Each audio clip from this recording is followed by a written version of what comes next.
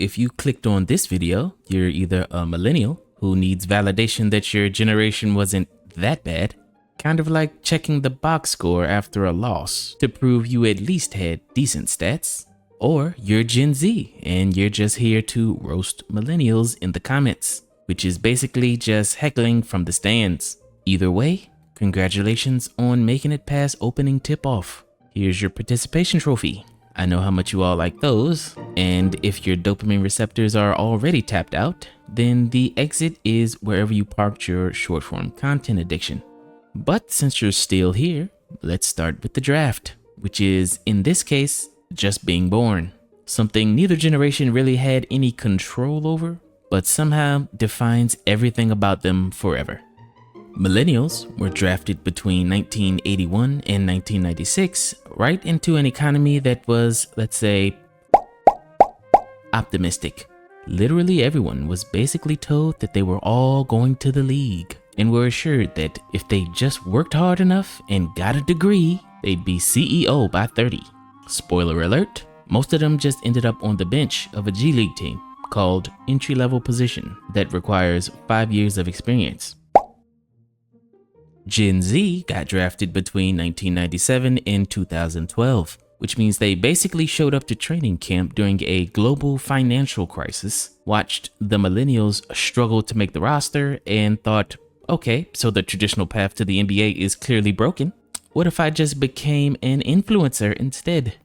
And somehow that worked for like 12 of them, which was enough to convince the rest of them that it was a viable strategy. The key difference here is that millennials were told that they were special and believed it until reality kicked in, right around age 30. Gen Z was told that they were special and saw what happened to millennials and decided to develop crippling anxiety as a defense mechanism, which is actually a pretty solid defense when you think about it. Basically just running a 2-3 zone and hope that life doesn't have any shooters. Now let's talk about the style of play, which is where things get interesting. Millennials came up in an era that valued the fundamentals, the boring stuff like having a career, buying a house, and believing that the institutions would reward loyalty. They're essentially playing 90s basketball, a lot of mid-range jumpers, posting up, and actually calling plays. They believed in paying your dues, which is just a fancy way of saying that they got scammed early and want everyone else to get scammed too, for fairness. Their signature move is the side hustle layup, where they work their regular job, but also drive Uber, sell crafts on Etsy, and run a podcast that 17 people listen to, one of whom is their mom on 3 different devices. It's exhausting to watch, but they're committed to the grind because they read a Gary Vee quote in 2014 and never recovered. Gen Z, on the other hand, completely abandoned the mid-range game that the millennials spent years developing. They're basically jacking up 3-pointers, which is high-risk, high-reward career moves, like starting a TikTok about mental health, or selling courses about how to sell courses, or they're not playing the game at all because they've decided that the whole game is rigged and they'd rather just watch from the stands while doom scrolling. Their signature move is the bare minimum floater, where they do exactly what's required and not a single thing more, because they watch millennials give 110% to companies that just laid them off via Zoom call.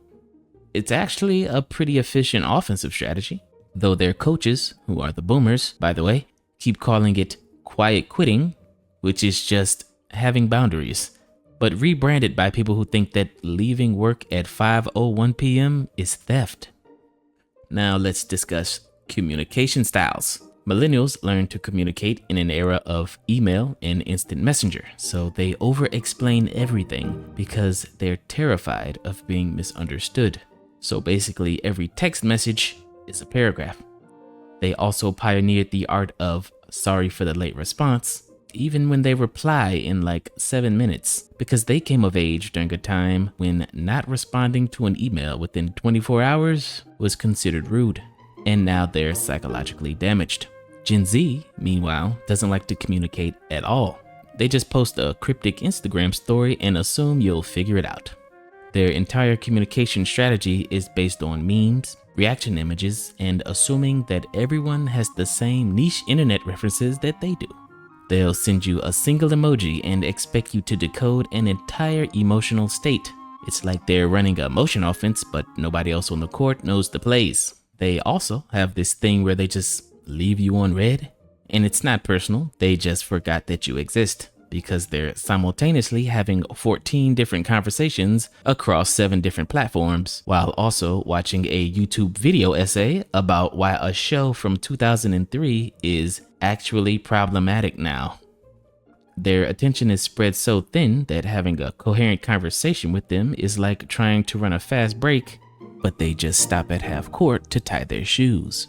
The fascinating part is that neither generation can figure out phone calls. Millennials will see an incoming call and have a panic attack because why didn't they just text? And Gen Z will see an incoming call and assume someone has died because who calls people anymore? Now, as far as career goals and life plans, millennials entered the workforce believing in the corporate ladder. They thought that if they just stayed with the company for a few years, showed loyalty, and worked hard, they'd eventually make partner or VP, basically getting their jersey retired or a farewell tour, maybe even a statue in front of the stadium. Instead, they got speeches like, "We're like a family here" from management, and pizza parties instead of raises. So now they're in their 30s and 40s, realizing that loyalty is a one-way street.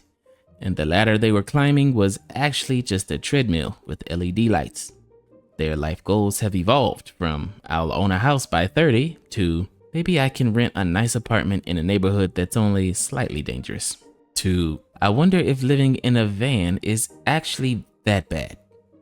They're not mad, they're just tired. So tired. The kind of tired that no amount of coffee can fix. Though they'll keep trying because their personality is 60% caffeine at this point. Gen Z looked at all of this and said, yeah, no thanks. They've essentially decided that the traditional path is just a scam, and they'd rather focus on authenticity and work-life balance, which are just fancy terms for "I'm not going to destroy myself for a company that could replace me in a week." They're playing the long game by not playing the game at all. It's kind of like they're running out the shot clock on purpose. Their life goals are somehow both more realistic and more absurd.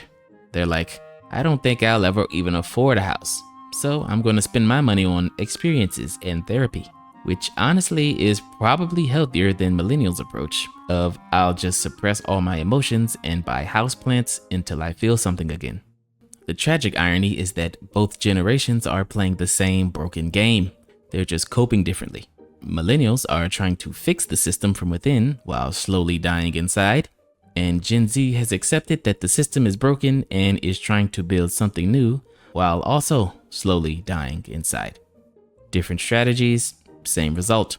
It's like watching two teams try 2 different offensive schemes, but both still shoot 25% from the field.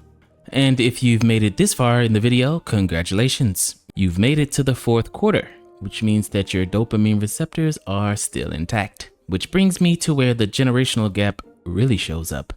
Social media. Millennials witnessed the birth of social media. They were there when Facebook required a .edu email. They remember when Instagram was just pictures of food with no ads. They watched Twitter become a hellscape in real time. They're like the players who remember when the 3-point line didn't exist, and now they're just playing in an era where everyone just jacks up threes. They adapted, but it shows. Like, they still use Facebook. That's how you know they're struggling. They also have this weird relationship with technology where they're simultaneously too online and not online enough. They'll spend 3 hours scrolling through Twitter, and yes, they still call it Twitter, just getting mad about things. But they also don't understand TikTok, and frankly, aren't interested in learning. They're stuck in this technological valley where they're digital natives, but also still feel old. And as millennials descended into this chaos, Gen Z was born into it. Gen Z doesn't even remember a time before smartphones. They learned to read using YouTube videos. They think going viral is a legitimate career path, because sometimes it is. They're like the players who grew up practicing nothing but 3-pointers, and now everyone's mad that they can't do a post move. They didn't make the rules, they're just playing the game. But here's the thing. Gen Z is also the first generation to actively reject social media while simultaneously being addicted to it.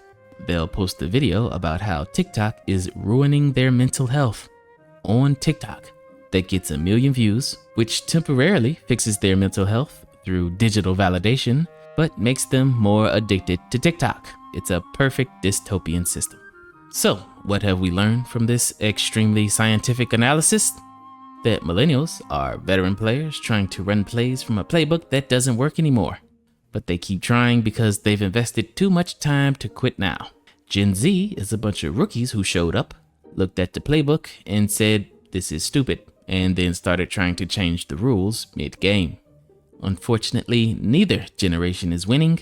They're both just out here trying their best in a game that was rigged before either of them showed up to the arena. The real opponent isn't each other, it's the system that convinced them that they were opponents in the first place.